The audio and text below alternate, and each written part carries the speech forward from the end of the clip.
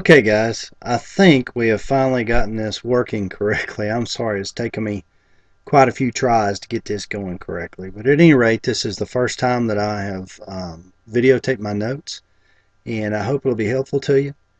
You can access on the computer. I'm going to hopefully upload this to Edmodo so you can access anytime that you need to. And you can access it with your phones in class or with your iPads or computers. And so hopefully this will be a resource that you can go back to and use multiple times. Um, our first chapter here, we've been spending the first week kind of talking about the Constitution, just to refresh your memory. Of course, after the Revolution, we've set up the government.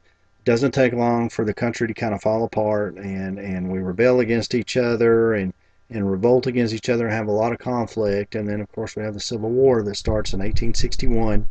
That ends about 1865.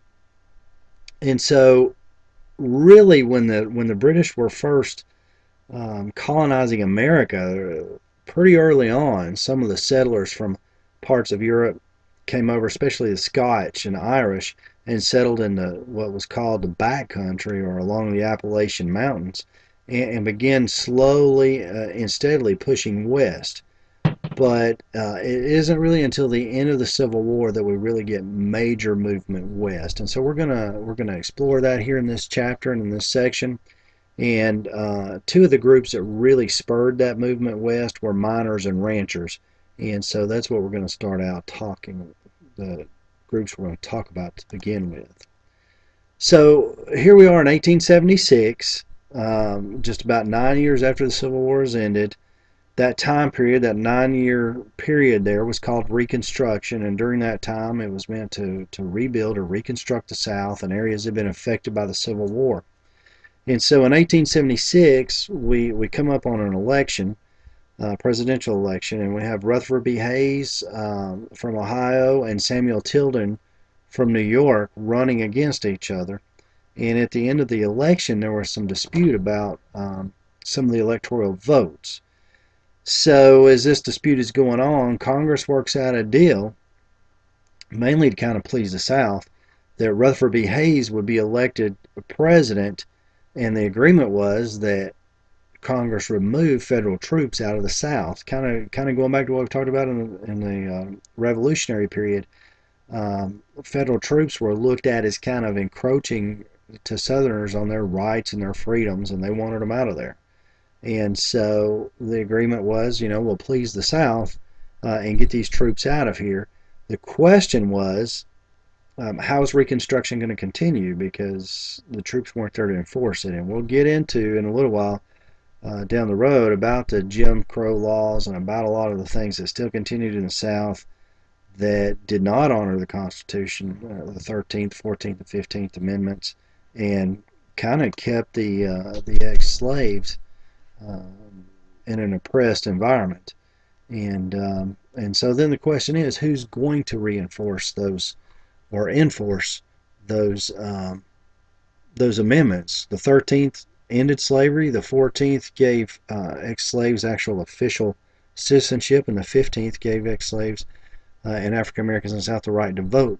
Of course, if nobody was there, none of the soldiers were there to enforce that. Well, the truth is it really did not happen the way that it was supposed to for quite a while.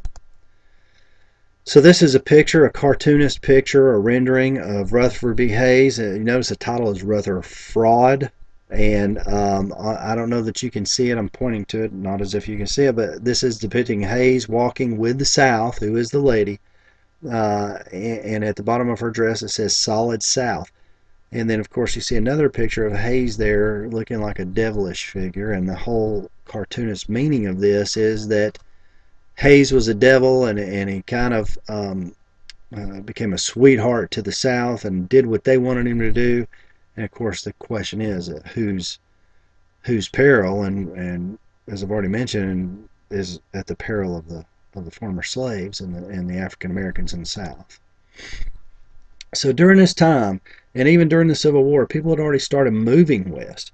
One of the, I guess, most well-known groups of people to go was the Donner Party, and we're going to learn more about them. They're kind of famous because they mistimed when they needed to head west, and they went at the wrong time of year. You got stuck in the Sierra Nevada mountains during the winter, and essentially resorted to cannibalism. And we're going to talk more about that here pretty shortly. Don't know if you could pick up on that. I'll pause that for a second because I have a train in the background. So I didn't want that to be a distraction for you. So in 1848, gold is discovered in Sutter's Mill in California by James Marshall. And so that creates a huge movement of people to the west in search of gold. It's called the Gold Rush. And actually, it was in 1849, not long after this, that people just really started settling the west. They were called, and in California, in search of gold, they were called 49ers. And so, if any of you are San Francisco 49er fans, then now you know. They developed that name because Sutter's Mill is right outside of San Francisco, and that's where gold was really first discovered in California. Early miners did pretty well, and of course, what that does is create stories of all this money that can be made in California, and so that just encouraged more and more people in the East to come to California. By the way, what this guy is doing here is called placer mining. Placer mining is using pans that you sift in the water, and sift out all the sediment and maybe find some gold. Um, and then also they used picks and shovels and dug for gold. And in this case, if you look at the bottom of this newspaper caption, it says gold has been found in almost every part of the country. So people really believed you could go anywhere you wanted to in California and find gold, and it led to a lot of people moving west. This is an advertisement in 1849 right outside of San Francisco. Notice the guys in this picture have carts that supposedly loading up with gold. You have shovels and picks that they're using, and the ship would represent trade and also people coming out west by ship. Sometimes it was easier to do that going actually around South America than it was to go across land. So this is another advertisement encouraging people to move west and letting them know that they can find gold when they get there and they'll become wealthy, or at least that was the thought. Here's an example. This is San Francisco in 1848. They start out, the population was 200 people. By 1851, 3 years later, there were 36,000 people. So, I mean, that's just a huge explosion in a 3 year period of the city. And there are other cities that we're going to talk about that grew just as quickly. And these are called boom towns. One of the most famous stories at this time was from a guy. One of the most famous stories at this time was from a guy whose last name was Comstock.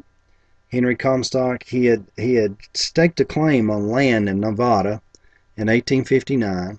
Um, he just saw mud that was blue and gray. He didn't really know what it was. It turns out it was silver, pure silver ore.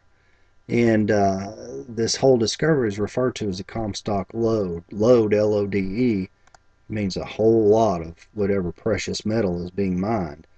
Um, this encouraged more people to move there, and you can see 5 years later, enough people had moved to Nevada to make it the 36th state. And Nevada is well known for silver.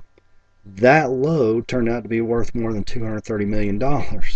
Unfortunately, Henry Comstock didn't know that. He thought it was just blue mud.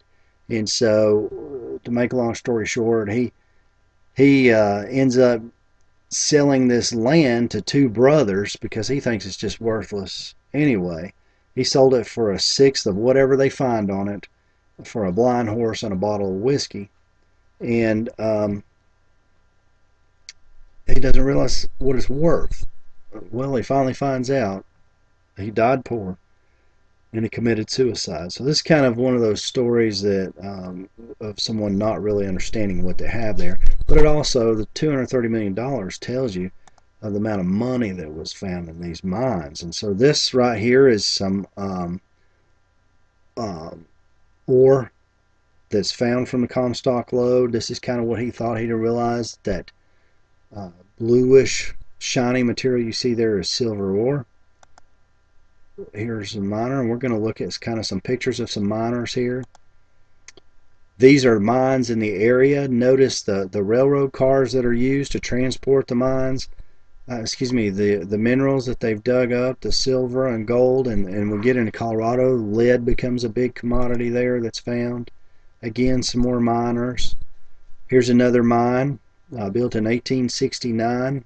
Notice that they're using mules and rail cars going actually into the mountains to dig for their ores. This is probably a refining plant. If you see the huge smokestack there on your right, they had to get the minerals hot in order to separate the pure metal from the sediment and limestone and other things that have grown around it. So in just a few months, more than 35,000 people moved to Virginia City. And of course, notice again in this picture, there's some mining tools.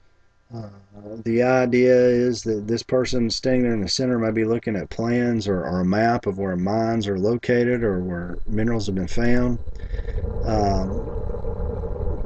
Here's Virginia City showing the size that it grew to and how large it became in a very short period of time. I mean, again, 30,000 people in just a few months is a whole lot of people. So as people moved into these areas and these cities, you can't see it at the bottom, but this is San Francisco in 1851. Boom towns began to come about, and boom towns were centered around mining areas where gold or silver were found or other minerals, and people began to populate there not just to mine, but also people provided services like doing laundry and banking and hotels and bakers and bankers, and so more and more people were coming to support the miners there. Black Hills, South Dakota was another area where a lot of minerals were found, and this is in Deadwood, South Dakota. Here we are in Spearfish, South Dakota. All these are boom towns that sprang up almost overnight. There were a lot of boom towns in Colorado. Leadville, which the name would imply is where a huge amount of lead was found. Colorado Springs and Pikes Peak area is a huge area where mining really grew overnight. And then Tombstone, Arizona was made famous because Wyatt Earp had the showdown at the OK Corral. That's where you get into Doc Holliday and those stories. Wyatt Earp was the sheriff, and this is an actual picture, and I'm sure that you've seen movies or westerns that kind of depict the wild, wild west, and in a lot of ways that's what it was like. With the boom towns, the prospectors or the men, the guys that were mining came first, and then as they would come, some of the men were a little bit disorderly, and so law and order had to be kept, and as fast as these towns were growing, you couldn't hire enough police officers or sheriffs, deputies at that time, so vigilance committees were formed, which were volunteers of vigilantes, which is where the term comes from, and they were making sure that people were vigilant in keeping the law. This is a person depicted on a horse yelling at another horse thief to stop. Horse thievery was a big deal. You could be hanged for stealing someone's horse. That was their only mode of transportation, and in a lot of cases, the only way they could survive and get to water in these towns in the west. So that was taken very serious. This is a picture of a wooden jail in Wyoming territory. And so, as we said earlier, the men would come first, and then women came. They were looking, some of them maybe looking to get rich quick also by marrying some of these prospectors. Billy the Kid was kind of a famous cowboy. He was young. He was about 17 when he first was accused of stealing horses and killing a man, and at any rate, there's a lot of legend that goes to his story, but this is the time that all this kind of takes place during this wild, wild west days, and you can read on your own a little bit more about Billy the Kid, but it's an interesting story. You ever seen the movie Young Guns? He was one of the guys that was depicted there. Pat Garrett was a famous sheriff that finally caught Billy the Kid. So all this time with mining and all this going on in the west, things are a little bit wild and growing quicker than the government can really enforce laws. This is when the Wild Wild West really kind of comes about. Billy the Kid was supposed to have been hung, but he was found guilty, but he was able to escape. And it's an interesting story. I'll let you read the rest of it. Eventually, over time, the mines ran dry and the minerals are gone. And what's mined has been mined. And so where these towns sprang up, miners would leave, and then, of course, other people would follow them. And those towns became ghost towns. And there are a lot of tourists that go to these ghost towns today. You've seen plenty of movies about them. Uh, Virginia City in 1930 only had 500 people left. Remember, we had just talked about the fact that it grew to over 30,000 in a very short period of time. So that gives you a pretty good idea of how many people left. Ghost towns, as we talked about, began to pop up all over the West. In the late 1800s, with the Civil War over, the nation turned its attention to the western frontier. When gold and silver were discovered in many areas, mining became an important industry in the West. Each time a new gold or silver strike was found, miners flocked to the area. Mining camps full of miners seeking their fortunes sprang up almost overnight. At first, these camps were nothing more than tent cities, but they did not stay that way for long. When prospectors went, others followed. Merchants set up businesses selling the miners the tools, food, and clothing they needed. Soon, hotels, stores, and other wood-frame buildings appeared. Women joined the mining boom, too. They could make a good living by opening restaurants, washing clothes, or setting up boarding houses for the miners. These camps grew into boom towns. Sumter, Oregon, in the state's eastern goldfields, was one of these boom towns. Sumter's population peaked at 4,000 in 1903, after its mines produced just under $9 million. That would be more than $1 billion today. At its height, Sumter was a bustling community with electricity, a railroad, a hospital, 16 saloons, 5 hotels, and 2 banks.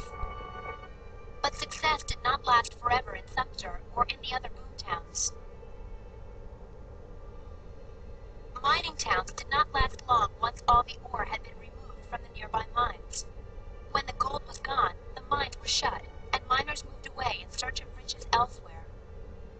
With few customers, businesses failed, and the merchants left. Boom towns became ghost towns, their stores abandoned and their streets empty. Sumter suffered decades of neglect. Then in 1917, disaster struck. That year, a fire started at a hotel, and 12 blocks burned down. The flames might have turned hope into ashes, but the residents of Sumter, Oregon fought back, though it took them many decades to once again find success. Today, Sumter is doing very well. Like some other ghost towns, it is now a thriving tourist area. During the mining boom, the Sumter Valley Railroad carried ore to the smelter from neighboring mines. Today, the restored railway carries tourists around its tracks. But the main attraction has always been the Sumter Valley Dredge. It moved millions of dollars worth of gold from the valley floor. Today, even though the famous dredge is no longer functional, tourists still come to see it in all its glory. In the late 1800s, gold and silver discoveries brought miners to the west and led to the development of boom towns. Today, some of those towns are prospering by reliving the old days.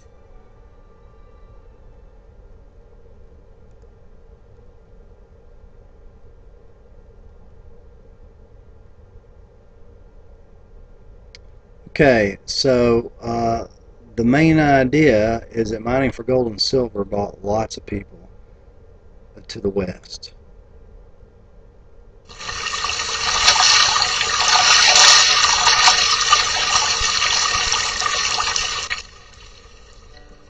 While farming drew people to the prairies and plains, mining beckoned them even further west. By horseback or rail, prospectors converged on the mountainous countryside, seeking their fortunes in silver and gold. Overnight, makeshift homes and tents would spring up along hillsides in the great wilderness. These settlements were the forerunners of cities such as Boise, Idaho, and Denver, Colorado.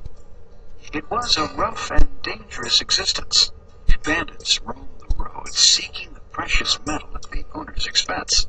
Vigilante law was established in many western towns where the rope and gun ruled. While mining made some rich, most prospectors managed only a meager living from the rapidly disappearing pockets of precious minerals.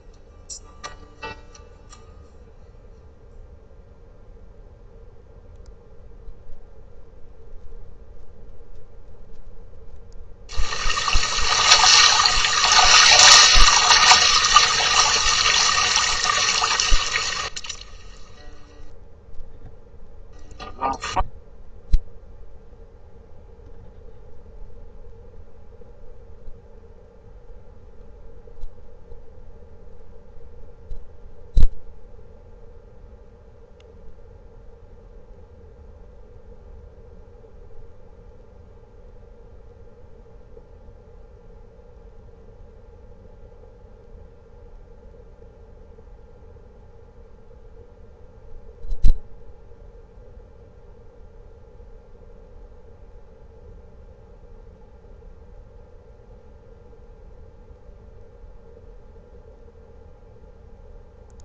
attention to the western frontier.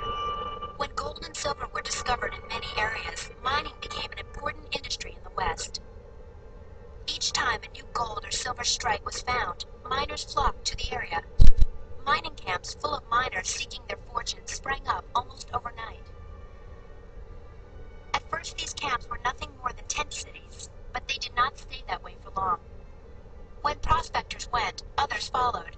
Merchants set up businesses selling the miners the tools, food, and clothing they needed. Soon, hotels, stores, and other wood-frame buildings appeared. Women joined the mining boom, too.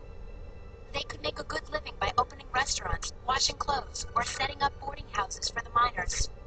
These camps grew into boom towns. Sumter, Oregon, in the state's eastern gold fields, was one of these boom towns.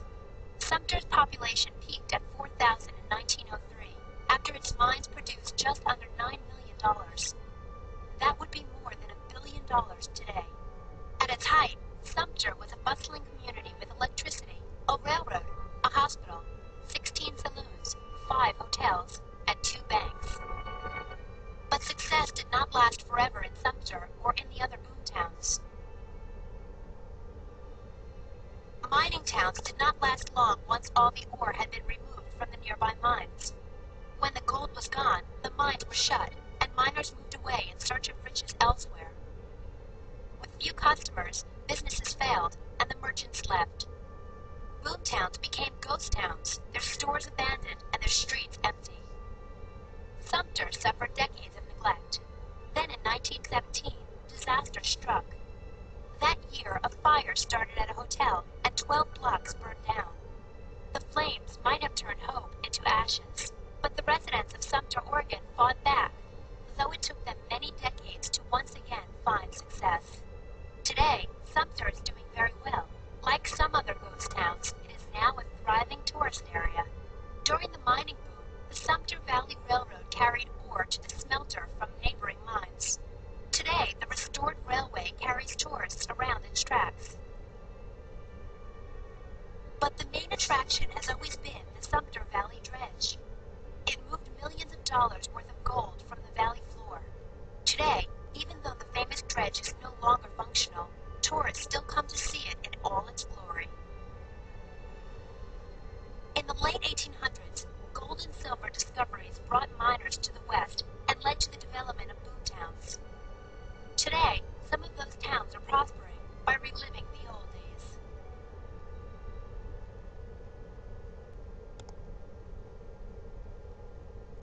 So you can see that the main idea is that miners uh, looking for gold and silver brought an incredible number of people into the West.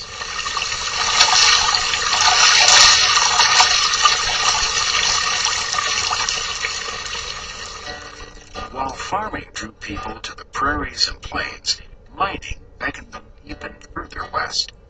By horseback or rail, prospectors converged on the mountainous countryside, seeking their fortunes in silver and gold. Overnight, makeshift homes and tents would spring up along hillsides in the great wilderness. These settlements were the forerunners of cities such as Boise, Idaho, and Denver, Colorado. It was a rough and dangerous existence. Bandits roamed the roads seeking the precious metal at the owner's expense. Vigilante law was established in many western towns where the rope and gun ruled. While mining made some rich, most prospectors managed only a meager living from the rapidly disappearing buckets of precious minerals.